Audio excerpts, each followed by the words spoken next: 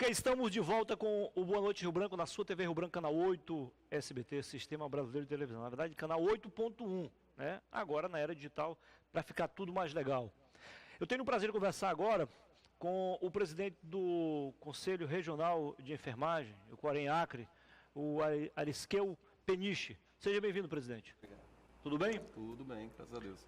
Recebo também o presidente do Sintesac, o Sindicato dos Trabalhadores em Saúde do Estado do Acre, Adailton Cruz. Aqui dá para a gente cumprimentar. Seja bem-vindo, presidente. Tudo bem? Boa noite. Aqui também dá, bem? vamos lá. Pronto. Transmitir energias positivas, né? Precisamos. Presidentes, existe um adágio popular e diz o seguinte: no Brasil, e o Acre não é diferente, o ano só começa para valer depois do Carnaval. O Carnaval já passou, estamos em plena quaresma, né, para os católicos. É hora então de os sindicatos também começarem a apertar, começarem a reivindicar, pelo menos dizer onde está doendo, é isso? Vocês estão fazendo uma mobilização para sexta-feira às 10 horas, uma reunião.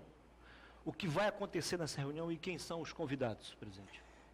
A gente está convidando todos os trabalhadores em saúde do Estado, tanto trabalhadores regulares da CESACRE como irregulares, os próprios aposentados e do ProSaúde, para sexta-feira às 10 horas estarem conosco no UERB, no auditório do UERB, para junto com os órgãos de controle e os gestores discutirmos a situação que a saúde do Estado passa e de lá tirarmos encaminhamentos. Inclusive será deliberado no final a questão de termos processo grevista ou não. O Estado passa por uma situação muito crítica, os trabalhadores em saúde estão há uma década numa descendente, um processo de total desvalorização e desmonte do SUS, e agora a gente, com esse início do novo governo, esperávamos que nesse início tivéssemos, se não uma resposta financeira, uma resposta impactante, mas pelo menos uma postura de governo que acenasse para uma melhora da saúde no Estado.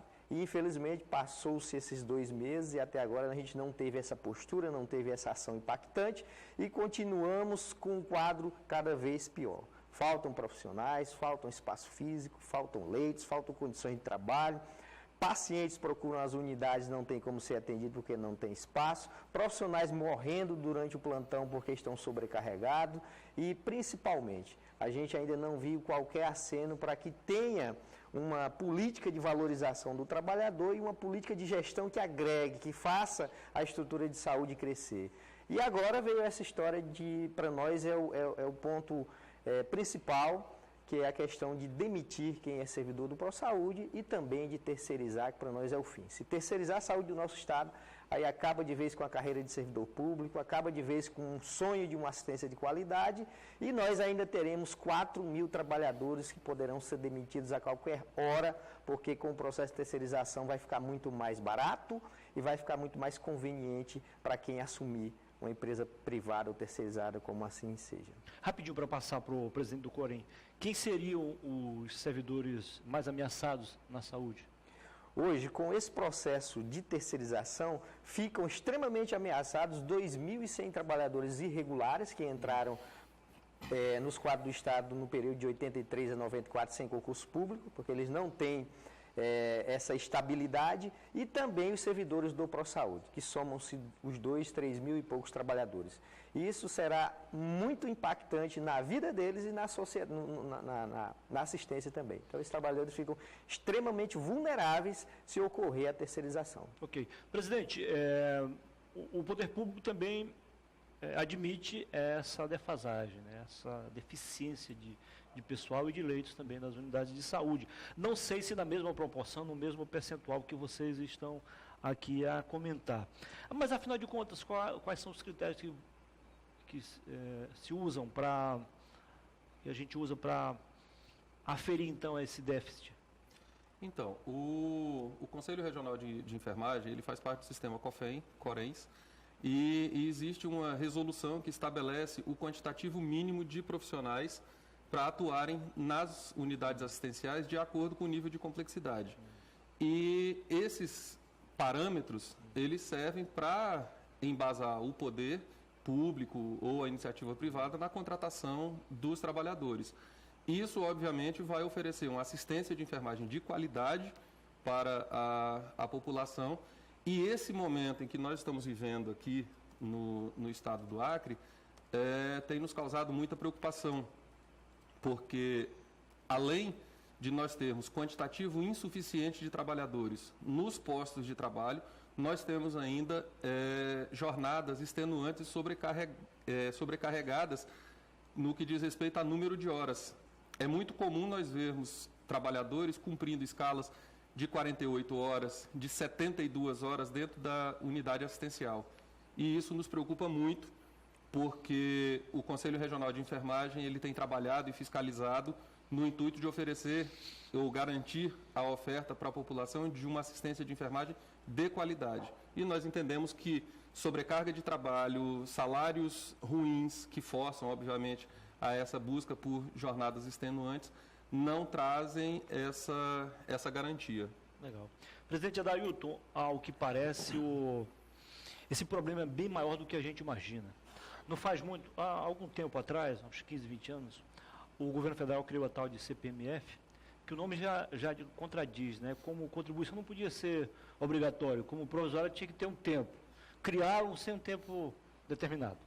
Contribuição provisória sobre movimentação financeira, que em princípio seria para atender a grande demanda na saúde. Os recursos foram arrecadados, investidos e ninguém viu, de fato, nenhuma diferença. Então, parece que aí não é só questão de recurso, mas também de gestão. Criaram, então, no governo Dilma, mais médico. Vários médicos foram contratados, milhares de médicos foram contratados para atender em todas as regiões do Brasil, nos lugares mais longínquos. Também ninguém viu quase nada de melhora. Afinal de contas, o que está faltando? É importante essa... Porque essa contratação aí não significa dizer que a gente vai resolver esse problema, né? Exatamente. A gente precisa ter uma política macro, uma política de governo, tanto a nível estadual como federal, que torne o processo de saúde mais fácil de ser executado. A gente precisa de recursos financeiros. Hoje a saúde é uma das únicas áreas que não existe, por exemplo, verbas carimbadas. A gente acabou de ver aí no final do exercício passado, só quem recebeu o 13º foi a educação porque tem verba carimbada. Então a saúde não tem. Além da obrigatoriedade constitucional dos 12%... Você fala para pessoal, né? Isso, para pessoal. Não tem. Então a gente precisa de uma política de gestão que traga, que financie realmente a saúde. Sem recurso não anda. A gente precisa contratar, a gente precisa ter estrutura física, precisa ter equipamentos de ponta, precisa ter medicamento, precisa ter profissionais valorizados, bem pagos e sem serem extremamente explorados como está ocorrendo nos últimos anos. E para isso, precisa de uma equipe técnica qualificada que entenda os processos e protocolos e precisa de uma política de gestão macro que traga o financiamento. Enquanto não existir isso, não vai se fazer saúde, porque sem recursos, sem conhecimento técnico, sem gestão, ninguém vai andar. E o governo precisa entender isso, tanto federal quanto local. Se não tiver essa postura, infelizmente a população vai continuar sofrendo e os trabalhadores vão continuar morrendo sem ter uma remuneração digna e sem ter como prestar uma assistência de qualidade, porque não tem condições. A Organização Mundial de Saúde, por exemplo, recomenda que para se assistir adequadamente à população, você tem que ter pelo menos 3 leitos para cada 1.000 habitantes.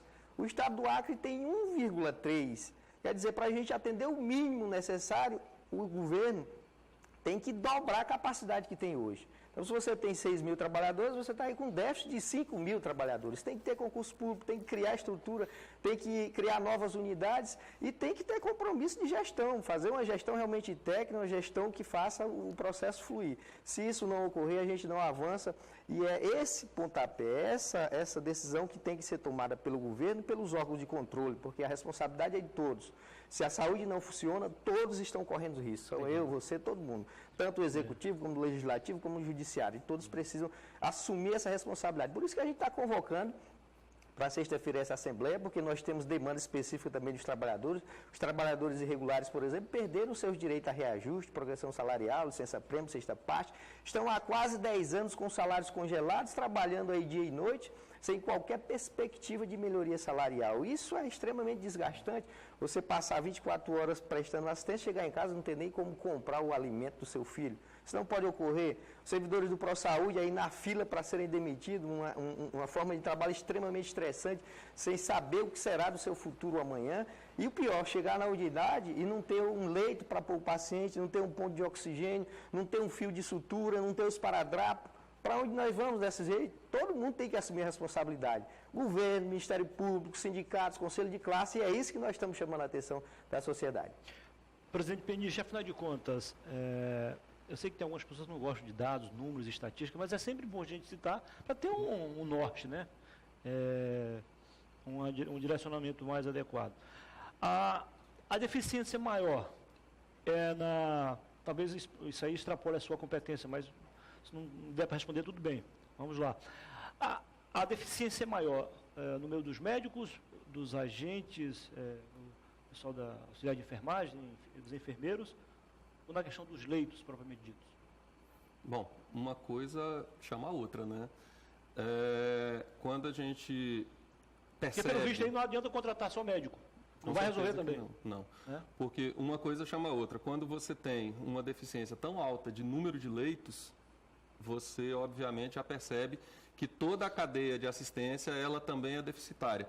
Mas, do ponto de vista da enfermagem, existe até um dito que é muito comum se ouvir entre os profissionais da enfermagem, que estão sobrando profissionais da enfermagem desempregados.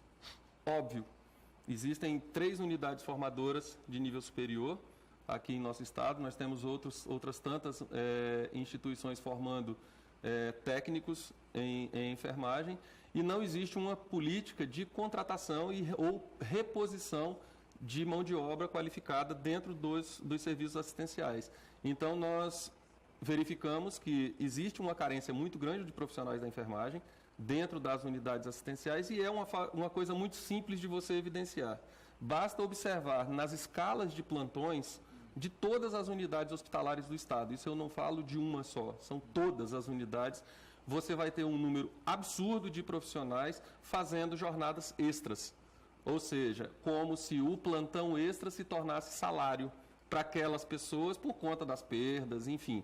Além disso, pela resistência do poder público em fazer concurso público, em contratar de maneira efetiva esses trabalhadores.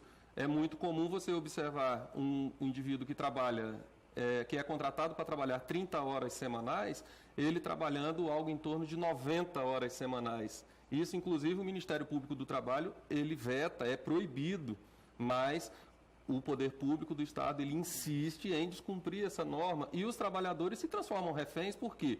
Ora, se estão me pagando, por que não? Não é? Então, cria-se uma relação muito difícil. Agora, ao cumprir, ao corrigir, então, a contratar novos profissionais para suprir essa necessidade, o governo vai resolver outro problema também, de muitos que estão aí devidamente qualificados, preparados, capacitados e não têm oportunidade. Exatamente. É isso? Qual é a opinião de vocês dois? Um fala depois, não tem problema não. Sobre o pós-saúde, afinal de contas, fala-se aí muita coisa, que gente que não tinha nada a ver com a área de saúde, ganhava 20, 25 mil reais, e não foram incomodados anos após anos.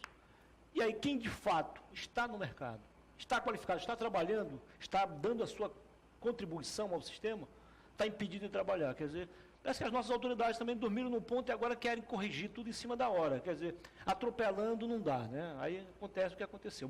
Muitos foram demitidos. Né? Esse também é um dos motivos da deficiência, né? É verdade. Com relação ao ProSaúde, mais de aproximadamente 500 servidores já foram demitidos e, infelizmente, ocorreu uma injustiça muito grande com os trabalhadores do ProSaúde. Trabalhadores, aqueles que estão realmente assistindo, na ponta, fazendo saúde, fazendo o seu ofício, e aqueles que foram utilizados para servir como cabide de emprego ou curral eleitoral. Infelizmente, o ProSaúde foi criado com a ideia de dar suporte à assistência do Estado com as especialidades que o Estado não poderia contratar de forma direta.